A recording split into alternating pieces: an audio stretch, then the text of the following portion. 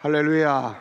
자, 오늘 새벽 시간에는 에스겔서 38장과 39장을 같이 읽겠습니다. 어제 우리가 읽은 36장, 37장이 이스라엘의 회복을 이야기를 한다면, 오늘 우리가 읽은 이 말씀은 그들이 그 땅에 돌아온 후에 일어날 사건들에 대해서 설명을 하고 있습니다. 이 내용을 순서대로 보면은 먼저 큰 전쟁이 있고, 그리고 이제 40장부터 예루살렘 성전이 건축이 됩니다. 그리고 이제 47장, 48장으로 가면 그들이 기업을 나누는 이런 장면들을 보여주고 있습니다. 에스겔서는 에스겔이라는 사람이 이 바벨론이 예루살렘을 세 번 침공을 하는데, 그 중에 이제 두 번째 침공을 할 때 잡혀갔던 사람입니다. 그래서 그 바벨론에 잡혀가서 거기서 선지자로 부름을 받은 사람이에요. 그래서 이제 이 사람은 이제 하나님의 그 계시 가운데 이제 세 번째 다가올 그런 예루살렘의 멸망에 대해서 이제 예언을 하게 되죠. 그러면서 그들이 왜 망하게 되는지 그 모든 이유들을 보고 바벨론에 살고 있는 잡혀온 사람들에게 다 이야기를 합니다. 그러면서 회개해야 된다, 이것을 강조하게 되죠. 이런 과정에서 이제 세 번째 예루살렘이 멸망할 것을 예언하고, 그리고 그 이후에 이제 이스라엘이 다시 온 세계에서 돌아오는 사건들을 이제 예언을 하고 있습니다. 그 중에 이제 대표적인 것이 어제 우리가 읽었던 36장과 37장이에요. 그래서 이 예루살렘이 다시 이스라엘이 그 땅으로 다시 돌아오게 된다 하는 내용을 이제 예언을 한 거죠. 그리고 나서 이제 오늘 38장, 39장은 돌아온 뒤에 벌어질 큰 전쟁에 대해서 이야기를 하고 있습니다. 자, 우리가 이런 부분들을 염두에 두고 이 내용을 읽어 보겠습니다. 38장, 39장 다 같이 읽겠습니다. 시작. 여호와의 말씀이 내게 임하여 이르시되, 인자야, 너는 마곡 땅에 있는 루스와 메섹과 두바랑 곡에게로 얼굴을 향하고 그에게 예언하여 이르기를, 주 여호와께서 이같이 말씀하시기를, 루스와 메섹과 두바랑 고가, 내가 너를 대적하여 너를 돌이켜 갈고리로 내 아가리를 꿰고 너와 말과 기마병 곧 내 온 군대를 끌어내되 온전한 갑옷을 입고 큰 방패와 작은 방패를 가지며 칼을 잡은 큰 무리와 그들과 함께한 방패와 투구를 갖춘 바사와 구스와 붓과 고멜과 그 모든 떼와 북쪽 끝에 도갈마 족속과 그 모든 때 곧 많은 백성의 무리를 너와 함께 끌어내리라. 너는 스스로 예비하되 너와 내게 모인 무리들이 다 스스로 예비하고 너는 그들의 우두머리가 될지어다. 곧 말년에 네가 명령을 받고 그 땅 곧 오래 황무하였던 이스라엘 산에 이르리니 그 땅 백성은 칼을 벗어나서 여러 나라에서 모여 들어오며 이방에서 나와 다 평안히 거주하는 중이라. 네가 올라오되 너와 내 모든 때와 너와 함께한 많은 백성이 광풍같이 이루고 구름같이 땅을 덮으리라. 주 여호와께서 이같이 말씀하셨느니라. 그날에 내 마음에서 여러 가지 생각이 나서 악한 꾀를 내어 말하기를, 내가 평원의 고을들로 올라가리라. 성벽도 없고 문이나 빗장이 없어도 염려 없이 다 평안히 거주하는 백성에게 나아가서 물건을 겁탈하며 노략하리라 하고 내 손을 들어서 황폐하였다가 지금 사람이 거주하는 땅과 여러 나라에서 모여서 짐승과 재물을 얻고 세상 중앙에 거주하는 백성을 치고자 할 때에 스바와 드단과 다시스와 상인과 그 부자들이 내게 이르기를, 네가 탈취하러 왔느냐? 네가 내 무리를 모아 노략하고자 하느냐? 은과 금을 빼앗으며 재물을 빼앗으며 물건을 크게 약탈하여 가고자 하느냐 하리라. 인자야, 너는 또 예언하여 곡에게 이르기를, 주 여호와께서 이같이 말씀하시기를, 내 백성 이스라엘이 평안히 거주하는 날에 네가 어찌 그것을 알지 못하겠느냐? 내가 내 고국 땅 북쪽 끝에서 많은 백성 곧 다 말을 탄 큰 무리와 능한 군대와 함께 오되 구름이 땅을 덮음같이 내 백성 이스라엘을 치러 오리라. 고가 끝날에 내가 너를 이끌어 나가 내 땅을 치게 하리니 이는 내가 너로 말미암아 이방 사람의 눈앞에 내 거룩함을 나타내어 그들이 다 나를 알게 하려 함이라. 주 여호와께서 이같이 말씀하셨느니라. 내가 옛적에 내 종 이스라엘 선자들을 통하여 말한 그 사람이 내가 아니냐. 그때 여러 해 동안 예언하기를 내가 너를 이끌어 나가 그들을 치게 하리라. 그날에 곡이 이스라엘 땅을 치러 오면 내 노여움이 내 얼굴에 나타나리라. 주 여호와의 말씀이니라. 내가 질투와 맹렬한 노여움으로 말하겠거니와 그날에 큰 지진이 이스라엘 땅에 일어나서 바다의 고기들과 공중의 새들과 들의 짐승들과 땅에 기는 모든 벌레와 지면에 있는 모든 사람이 내 앞에서 떨 것이며 모든 산이 무너지며 절벽이 떨어지며 모든 성벽이 땅에 무너지리라. 주 여호와의 말씀이니라. 내가 내 모든 산 중에서 그를 칠 칼을 부르니 각 사람이 칼로 그 형제를 칠 것이며 내가 또 전염병과 피로 그를 심판하며 쏟아지는 폭우와 큰 우박 덩어리와 불과 유황으로 그와 그 모든 무리와 그와 함께 있는 많은 백성에게 비를 내리듯 하리라. 이같이 내가 여러 나라의 눈에 내 위대함과 내 거룩함을 나타내어 나를 알게 하리니 내가 여호와인 줄을 그들이 알리라. 그러므로 인자야 너는 고객에게 예언하여 이르기를 주 여호와께서 이같이 말씀하시되 로스와 메섹과 두바랑 고가 내가 너를 대적하여 돌이켜서 이끌고 북쪽 끝에서부터 나와서 이스라엘 산 위에 이르러 내 활을 쳐서 내 왼손에서 떨어뜨리고 내 화살을 내 오른손에서 떨어뜨리리니 너와 내 모든 무리와 너와 함께 있는 백성이 다 이스라엘 산 위에 엎드러지리라. 내가 너를 각종 사나운 새와 들짐승에게 넘겨 먹게 하리니 내가 빈들에 엎드러지리라. 이는 내가 말하였음이니라. 주 여호와의 말씀이니라. 내가 또 불을 마곡과 및 섬에 평안히 거주하는 자에게 내리리래. 내가 여호와인 줄을 그들이 알리라. 내가 내 거룩한 이름을 내 백성 이스라엘 가운데 알게 하여 다시는 내 거룩한 이름을 더럽히지 아니하게 하리니 내가 여호와 곧 이스라엘의 거룩한 자인 줄을 민족들이 알리라 하라. 주 여호와의 말씀이니라. 볼지어다 그날에 와서 이루어지리.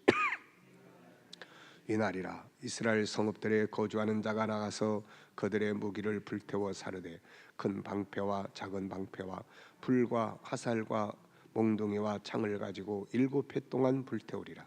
이같이 그 무기로 불을 피울 것이므로 그들이 들에서 나무를 주워 오지 아니하며 숲에서 벌목하지 아니하겠고 전에 자기에게 약탈하던 자의 것을 약탈하며 전에 자기에게서 늑탈하던 자의 것을 늑탈하리라. 주 여호와의 말씀이니라. 그날에 내가 곡을 위하여 이스라엘 땅 곧 바다 동쪽 사람이 통행하는 골짜기를 매장지로 주리니 동행하던 길이 막힐 것이라. 사람이 거기에서 곡과 그 모든 무리를 매장하고 그 이름을 하몬곡의 골짜기라 일컬으리라. 이스라엘 족속이 7달 동안에 그들을 매장하여 그 땅을 정결하게 할 것이라. 그 땅 모든 백성이 그들을 매장하고 그로 말미암아 이름을 얻으리니 이는 나의 영광이 나타나는 날이니라. 주 여호와의 말씀이니라. 그들이 사람을 택하여 그 땅에 늘 순행하며 매장할 사람과 더불어 지면에 남아있는 시체를 매장하여 그 땅을 정결하게 할 것이라. 7달 후에 그들이 살펴보되 지나가는 사람들이 그 땅으로 지나가다가 사람의 뼈를 보면 그 곁에 편말을 세워 매장하는 사람에게 가서 하몬곡 골짜기에 매장하게 할 것이요 성읍의 이름은 하모라라 하리라. 이같이 그 땅을 정결하게 하리라. 주 여호와께서 이같이 말씀하셨느니라. 너 인자야 너는 각종 새와 들의 각종 짐승에게 이르기를 너희는 모여오라. 내가 너희를 위한 잔치 곧 이스라엘 산 위에 예비한 큰 잔치로 너희는 사방에서 모여 살을 먹으며 피를 마실지어다. 너희가 용사의 살을 먹으며 세상 왕들의 피를 마시기를 바산에 살찐 짐승 곧 수양이나 어린 양이나 염소나 수송아지를 먹듯 할지라. 내가 너희를 위하여 예비한 잔치의 기름을 너희가 배불리 먹으며 그 피를 취하도록 마시되 내 상에서 말과 기병과 용사와 모든 군사를 배부르게 먹일지니라 하라. 주 여호와의 말씀이니라.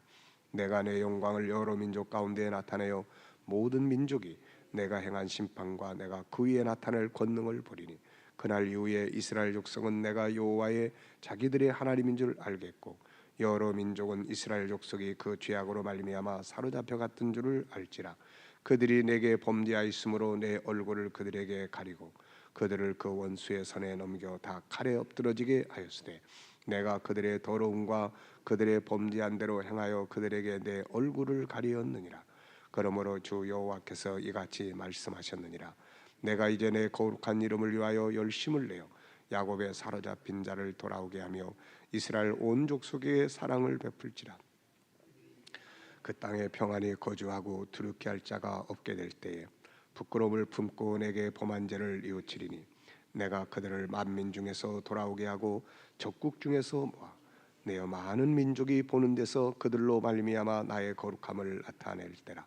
전에는 내가 그들이 사로잡혀 여러 나라에 이르게 하였거니와 내가 그들을 모아 고국 땅으로 돌아오게 하고 그 한 사람도 이방에 남기지 아니하리니 그들이 내가 여호와 자기들의 하나님인 줄을 알리라. 내가 다시는 내 얼굴을 그들에게 가리지 아니하리니 이는 내가 내 영을 이스라엘 족속에게 쏟았음이라. 주 여호와의 말씀이니라. 아멘. 할렐루야. 네. 우리가 예수님의 재림을 연구하고 또 재림의 날을 기다리는 가운데 살펴보면 몇 가지 공통된 부분들이 나옵니다. 어제 저녁에도 말씀드렸지만은 예수님의 재림에 대해서 쓴 글들을 보면 그 속에 꼭 먼저 등장하는 인물이 바로 적그리스도라는 것을 우리가 살펴봤습니다. 적그리스도. 우리가 예수님의 예언 마태복음 24장에서도 예수님이 직접 이 멸망에 가증한 것이 거룩한 곳에 선 것을 보면 그때는 끝이 온다. 이 멸망에 가증한 것 바로 이 적그리스도입니다. 그리고 또 사도 바울도 데살로니가 후서 2장 1절 이하에서 예수님이 오시는데 적그리스도가 성전에 앉아서 자기를 신격화하기 전에는 절대로 예수님의 재림이 오시지 않는다. 그러니까 너희가 괜히 요동하지 마라. 이렇게 이제 당부를 해요. 또 요한계시록도 역시 요한계시록은 적그리스도와의 관계를 다루고 있는 책이에요. 그래서 요한계시록 11장 또 13장 그리고 14, 15, 16, 17 또 그리고 19장 19장은 예수님이 재림하셔서 적그리스도를 잡아서 지옥불에 던져 넣음으로써 끝나는 상황을 설명을 하고 있는 겁니다. 또 다니엘서도 역시 다니엘서 7장이나 다니엘서 8장 그리고 다니엘서 9장 또 다니엘서 12장 이렇게 계속해서 적그리스도의 이 사람을 소개를 하고 있습니다. 이 사람이 등장하는 이유는 이제 하나님께서 알곡과 쭉정이를 갈라내는 거예요. 그리스도께 속한 자와 그리스도께 속하지 아니한 자들이 완전히 구별되는 일을 이 사람이 합니다. 그래서 이제 우리 성도들에게는 이제 어느 기간 동안에 핍박이 있지만은 그러나 이것을 통해서 세상이 온전히 하나님의 백성과 심판받을 자들과 구별을 시키게 되는 거죠. 마치 노아 방주에 탄 사람들과 타지 아니한 사람들을 구별하는 것과 같습니다. 그래서 이 사람이 이제 그런 역할을 하게 되죠. 그래서 이런 상황이 돼야 예수님이 오신다. 그러니까 주의 재림을 기다리고 연구하는 사람들에게 이 적그리스도라는 것은 꼭 등장을 해야 될 중요한 사인이에요. 그래서 이 사람이 등장을 하게 되면 이제 우리 시대에 예수님이 오시는구나 이거를 알면 되는 거죠. 그래서 이제 그러면 이 사람은 어디에서 나타날 거냐. 그래서 어제 다니엘서 7장이 바로 이 사람이 등장하게 되는 지역과 상황을 설명을 하는 것이 다니엘서 7장의 내용이에요. 다니엘서 2장이 세계 역사를 한눈으로 볼 수 있도록 만들어줬다면 다니엘서 7장은 이 마지막 등장하는 이 적그리스도의 세상, 그의 나라에 대해서 설명을 하고 있는 겁니다.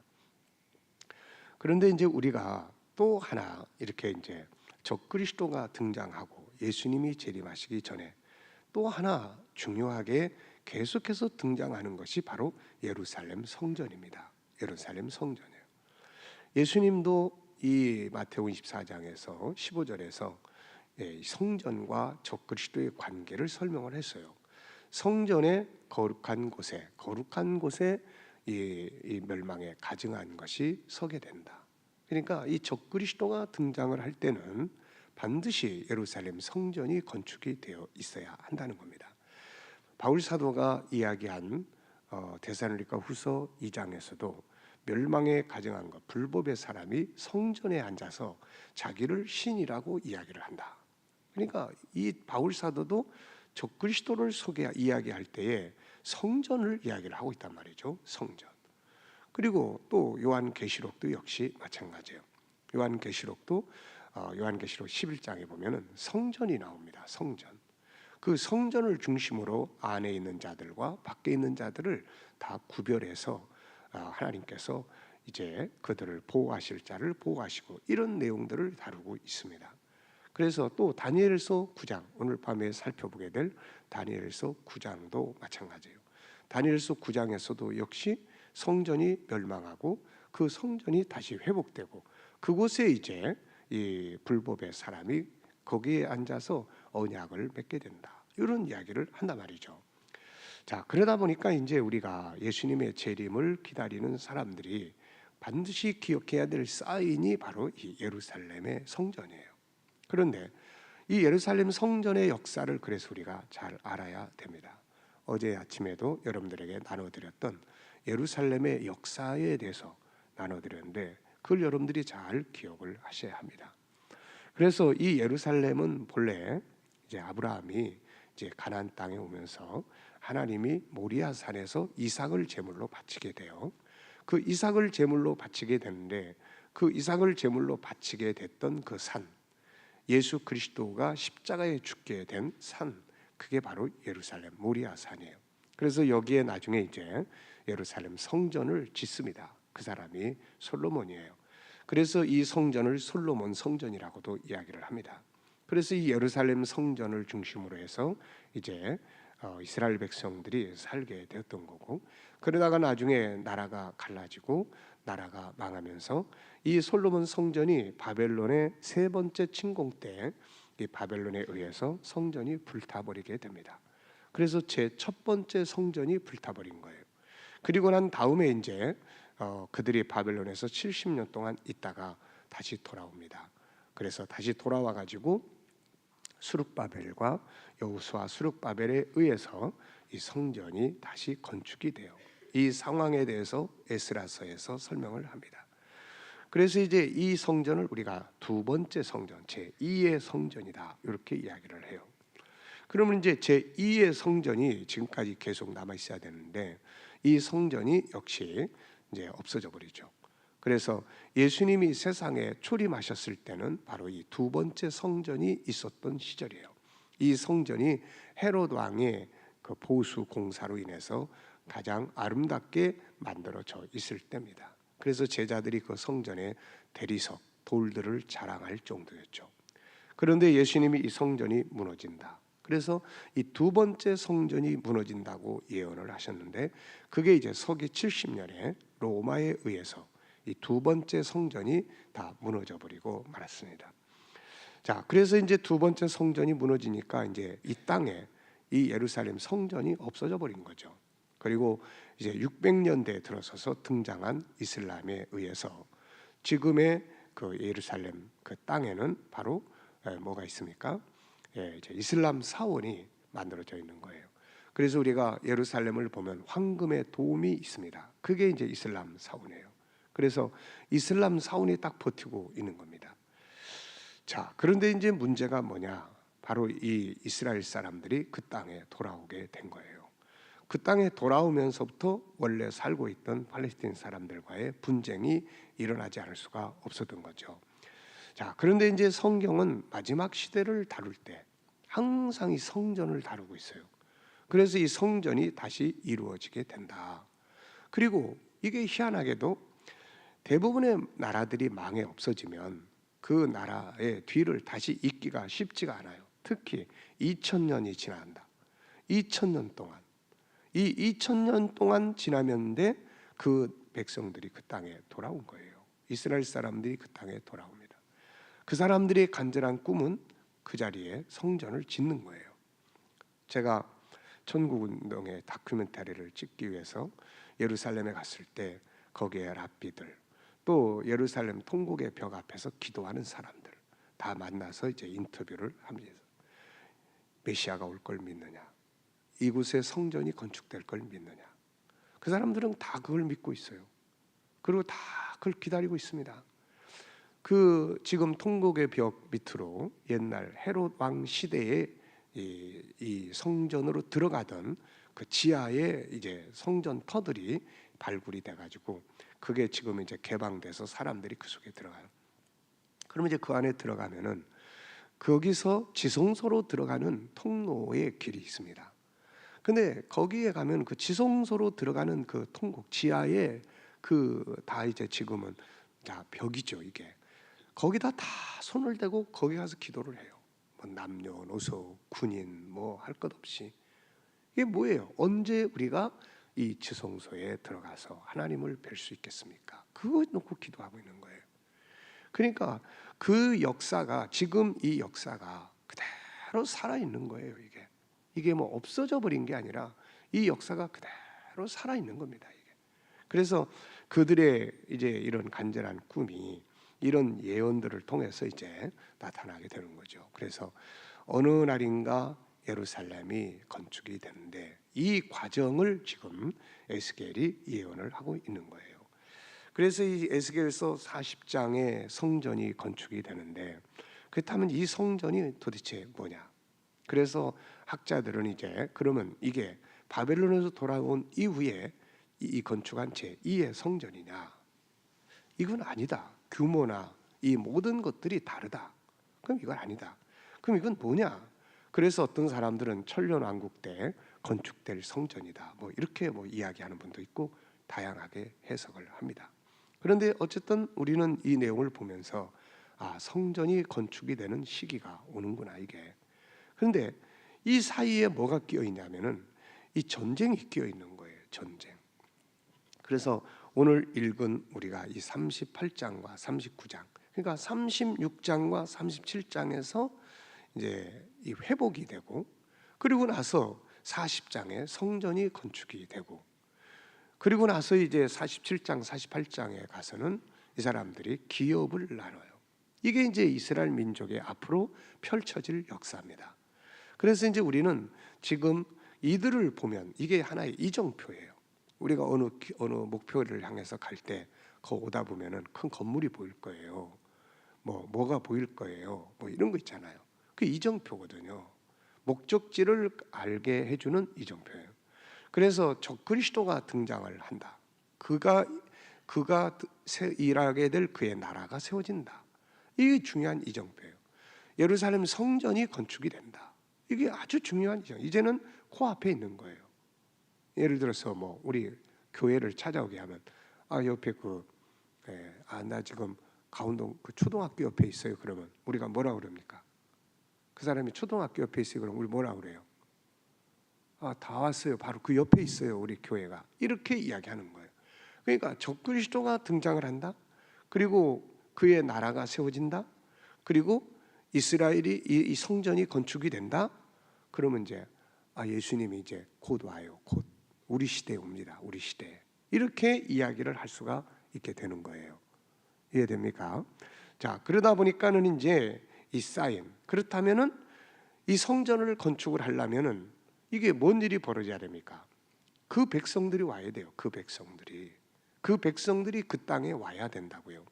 뭐 딴 나라 사람들이 가서 예루살렘 성전 지어줄 것도 아니고 우리가 가서 성전 지을 것도 아니고 그 나라 사람들이 와야 되는데 이게 이제 이루어진 것이 1948년 5월 14일 날 그들이 그 땅에 돌아왔고 6.1 전쟁 때는 이 성전 터를 그들이 회복을 했단 말이죠. 그러니까 이제 준비가 다 되는 거예요. 땅도 차지했고 그 터도 회복했고 그리고 백성들이 돌아왔고 이런 상황들이 지금 현재 우리가 보는 이정표들이란 말이죠. 그렇다면은 돌아와서 저 성전 저거 이슬람 사원 헐어버리고 지어야 되는데 지금 못 한단 말이에요. 왜? 지금은 저거 손대는 순간 3차 전쟁 곧바로 일어나게 되기 때문에 그렇습니다. 그래서 그렇다면은 앞으로 그래서 과격파들은 저걸 헐어버리려고 했던 사람들도 있어요. 그런데 이제 하나님이 때가 되면 하나님의 방법으로 그렇게 하실 거다 해가지고 기다리고 있는 거죠. 자, 그래서 이제 그렇다면은 과연 그 성전을 다시 지을 수 있는 그 동기가 그 방법이 뭐냐 저게. 그런데 성경을 보니까 에스겔 38장과 39장이 이 답을 주고 있는 거예요. 이 이제 전쟁이다 이거. 이들이 돌아왔으면 평안히 살아야 되는데 하나님은 전쟁을 이야기하세요. 심판할 사람들을 끌어다가 심판하신다는 거죠. 그래서 오늘 그 내용을 보게 됩니다. 그리고 나서 이제 내일 살펴보게 될 예루살렘 성전을 건축하는 상황이 벌어지게 되는 거예요. 자, 우리는 예수님의 예언, 바울 사도의 예언, 요한계시록, 다니엘서 등등을 보면서 예수님의 재림 직전에 성전이 등장한다는 것을 우리는 알게 되는 겁니다. 그걸 기억해야 돼요. 그게 중요한 사인이니까요. 자, 이 38장 39장의 내용은 전쟁인데 이 정리를 좀 해보면은 이 전쟁의 대상은 이 이스라엘 산을 치러 오는 곡이라는 존재에 대한 이야기예요. 곡은 북방의 세력입니다. 북쪽에서 내려오는 세력이에요. 그래서 성경학자들은 이 곡이라는 존재, 이들이 살고 있는 메색, 두발, 또 뭐 로스 이런 지역이 어디냐 해서 다 공통적으로 이들은 러시아, 이 모스크바 이쪽 지역을 이야기를 하고 있습니다. 그래서 앞으로 러시아라고 하는 나라와 그 주변의 족속들에 대해서 우리는 항상 이번에도 러시아가 우크라이나를 침공하면서 세계는 이제 전쟁 이거를 실감하고 있습니다. 이런 부분들을 우리가 기억을 해야 합니다. 그리고 이제 이 전쟁에 참여하는 이 북방의 세력과 동맹의 세력들이 있어요. 연합해서 이스라엘 산을 치러 오는 사람들이 있습니다. 그들이 이제 5절, 6절을 보면은 그들과 함께한 방패와 투구를 갖춘 제일 앞장서는 족속이 나타나는데 그게 바사예요. 어제 저녁 이야기했잖아요. 바사. 이 바사는 바로 바벨론 제국을 무너뜨리고 메데 바사 그 나라입니다. 이 메데 바사가 페르시아 그리고 오늘의 이란이에요. 이란. 이스라엘과 가장 적대시하고 있는 나라가 바로 이란입니다. 이 나라가 북방의 세력과 함께 이스라엘을 치러 오는 일에 앞장서고 있는 나라가 되고 있다는 말이죠. 그래서 어제도 말씀드렸습니다마는 만약에 이번에 팔레스틴 사건에 이 이란이 참전을 하고 이러한 일에 시리아와 러시아가 또 개입을 하고 여기에 미국과 이스라엘이 이제 싸움을 같이 싸우기 시작하는 일이 벌어지면은 우리는 이제 끝 시대를 이제 살게 된다는 것을 우리는 기억을 해야 합니다. 다행스럽게도 러시아가 우크라이나를 침공하면서 그럴 여력까지는 보이지 않아요. 그래서 이번에 팔레스틴 사건은 유야무야해서 어느 정도의 분쟁에서 그치고 넘어가지 않겠느냐 하는 생각을 하게 됩니다. 만약에 그런데 이게 악화돼 가지고 그런 사태로 벌어져 버리면은 이제 이 다니엘서 11장에서 예언하고 있는 이 에스겔서 38장 39장의 이야기를 다니엘서 11장에서 또 이야기를 하고 있습니다. 그래서 우리가 그런 부분들을 우리 믿는 사람들에게 가장 큰 소망은 주님 오시는 거예요. 그렇지 않습니까? 주님 재림하시고 하나님의 나라 새하늘과 새 땅이 임해야만 모든 슬픔과 고통이 다 끝나는 거예요. 그래서 이런 사인이 나타난다면 우리는 정말로 기쁨과 감사함으로 기다리고 준비하고 살아야 되는 거죠. 자, 그리고 이제 구스. 이 구스는 아프리카 쪽들입니다. 아프리카 북쪽에 이디오피아라고도 하지만은 좀 더 광범위하게 북아프리카 쪽에 전부 이슬람의 공통점을 다 가지고 있어요. 루시든 이 리비아를 가리킵니다. 고멜과 모든 때 북쪽 끝에 이 도갈마 족속들은 바로 터키를 중심으로 한 주변 부족들이에요. 그러니까 대충 이게 그 세력들 오늘날도 이들의 구조를 보면은 다 이 러시아와 시리아, 이란 또 터키 다 이게 서로 연결되어 있는 지지 세력들이에요. 이들은 다. 그래서 이런 연결고리들을 가지고 있는 것을 볼 수가 있습니다. 자, 그래서 북쪽 이제 이런 고기, 이런 동맹국들을 데리고 어디로 내려오느냐? 16절, 18절을 보면 이렇게 이야기하고 있어요. 16절에도 보면은 구름이 땅을 덮은 같이 내 백성 이스라엘을 치러 오리라. 고가 끝날에 내가 너를 이끌어다가 내 땅을 치게 하리니. 자, 그러면서 이제 시기를 설명을 합니다. 이 시기, 시기를 설명을 해요. 시기를 8절에서는 말년이라고 이야기를 해요. 말년 8절에 여러 날 후 곧 말년에. 그리고 16절에 보면은 구름이 땅을 덮은 같이, 그러면서 고가 끝날에 내가 너를 이끌어다가, 이 끝날이라는 말, 말년이라는 말을 사용하고 있어요. 세상 끝에, 이 끝에 벌어지는 일들입니다. 이것이 끝에. 그래서 이런 일들이 벌어지면 이제는 역사의 끝부분이 와 있구나. 이것을 우리는 기억을 해야 합니다. 이스라엘 편에서 볼 때는 이 시기가 어느 때냐? 이 시기가 8절을 보면 이렇게 써 있습니다. 여러 날 후 곧 말년에 네가 명령을 받고 그 땅 곧 오래 황폐하였던 이스라엘 산에 이르리니 그 땅 백성은 칼을 벗어나서 여러 나라에서 모여 들어오며 이방에서 나와 다 평안히 거주하는 중이라. 그들이 그 땅에 돌아온 뒤의 이야기다. 그런 이야기예요. 또 11절 12절을 보면은 이렇게 이야기를 하고 있습니다. 말하기를 내가 평온하고 평온의 골들로 올라가리라. 성벽도 없고 물이나 빗장이 없어도 염려 없이 다 평안히 거주하는 백성에게 나아가서 물건을 겁탈하며 노력하리라고 내 손을 들어서 황폐하였다가 지금 사람이 거주하는 땅과 여러 나라에서 모여서 짐승과 제물을 얻고 세상 중앙에 거하는 백성. 이 세상 중앙에, 예루살렘은 세상 중앙입니다. 이게 산업화 시대 16세기, 15세기, 16세기를 거쳐가면서 아메리카 대륙이 발견이 되고 그러면서 세계 지도가 변화를 가져왔어요. 그 전에 세계 지도를 보면은 항상 세계 지도는 세입클로바예요. 세입클로바. 세입클로바고 가운데는 예루살렘이에요. 가운데는 예루살렘이고 그 다음에 세입클로바.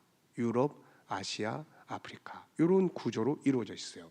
그러다가 이제 아메리카 대륙이 발견되고 역사 속에 등장을 하면서 이 아메리카 대륙이 이제 지도 속에서 등장을 해지게 된 겁니다. 그래서 세상 중앙에 거하는 땅, 예루살렘을 치러 오는 거예요. 자, 그리고 이제 이 전쟁의 상황을 보면은 칼과 창으로만 이게 전쟁이 아니에요. 6절, 우리가 39장 6절을 한번 보겠습니다. 여기 보면 내가 또 불을 마곡과 및 섬에 평안히 거주하는 자에게 내리겠다. 불을 보내겠다는 겁니다. 불. 이 불을 보내는 전쟁이.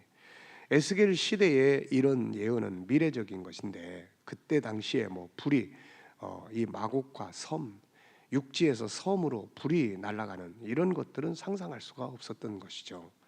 오늘날에는 이런 것들을 뭐 영화 보듯이 지금도 보고 있습니다. 이번에도 하마스가 예루살렘에 수많은 미사일을 쏘아 보낸 이런 장면들이에요. 이런 것들이. 그래서 이런 무기들이 섬에 보내지는 이런 전쟁의 상황을 보게 됩니다.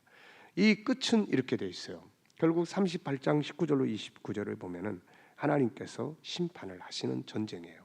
그래서 이스라엘 산에 내려온 자들을 전부 심판을 하고 또 39장에 쭉 넘어가 보면은 이 매장지까지 다 하나님께서 예비하신 것을 볼 수가 있습니다.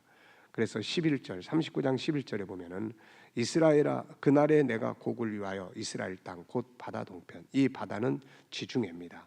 지중해 동쪽에는 뭐가 있습니까? 바다 동쪽에는 거대한 뭡니까? 아마겟돈이라고 하는 평야가 있는 곳이에요. 저는 이곳을 이제 가서 보면서 과연 이 에스겔서 39장에서 예언하고 있는 이 장소가 어디가 될 것인가, 이런 부분들을 한번 살펴본 때가 있었습니다. 그래서 이런 상황들을 하나님 다 준비해 놓으시고 이 전쟁은 하나님의 심판하시는 하나의 영역이에요. 그래서 이걸 통해서 그러면 이루어지는 마지막 결과는 뭐냐? 두 가지의 결과가 옵니다. 그래서 먼저 39장을 보면은 39장 22절을 보면은 그날 이후에 이스라엘 족속은 내가 여호와 자기들이 하나님인 줄 알겠고, 28절에 보면은 전에는 내가 그들이 사로잡혀 여러 나라에 이르게 하였거니와 후에는 내가 그들을 모아 고국 땅으로 돌아오게 하고 그 한 사람도 이방에 남기지 아니하리니. 유대인들의 완전한 귀환이 이때에 이루어집니다. 전 세계에 흩어져 살고 있는 유대인들을 1,500만 정도로 보고 있어요. 그런데 현재 이스라엘에 돌아와 있는 유대인들은 그 중에 한 절반 조금 못 미친다고 합니다. 700만 명 정도, 650만에서. 처음에 이스라엘 독립할 때 65만 명으로 독립을 했어요. 그런데 지금 한 10배 정도가 돌아와 있는 거죠. 그리고 이제 미국 땅, 그리고 전 세계에 흩어져서 살고 있는 유대인들, 그래서 절반 이상이 아직 이 세계에 남아 있어요.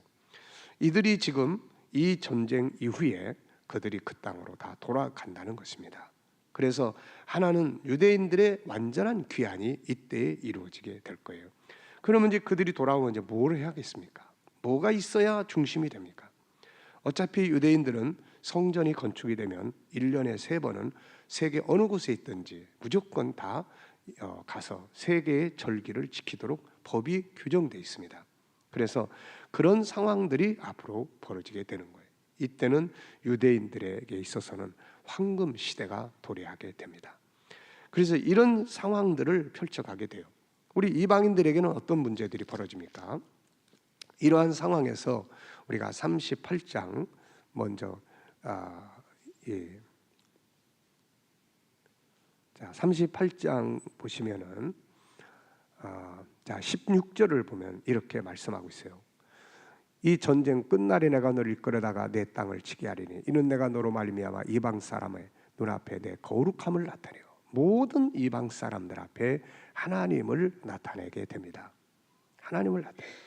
또 23절에도 이같이 내가 여러 나라의 눈에 내 위대함과 내 거룩함을 나타내어 나를 알게 하리니.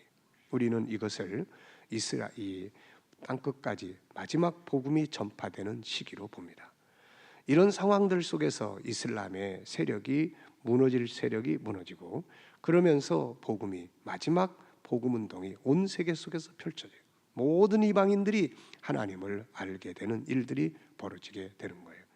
그래서 이런 상황들 속에서 이제 유대인들의 마지막 회심의 역사도 여기서 나타나고 있어요. 그래서 이런 부분들이 이제 끝 부분에 이 전쟁을 통해서 이루어지게 될 내용들입니다. 자, 우리는 지금 무엇을 보고 있느냐면 그들이 그 땅에 돌아왔다. 그리고 그 땅을 회복했다. 성전의 터를 회복을 하고 그 성벽 밖에서, 이게 아이러니한 것이 지금은 이슬람 사원이 그 터 위에 딱 버티고 있어가지고 이스라엘 사람들은 그 안에 못 들어갑니다.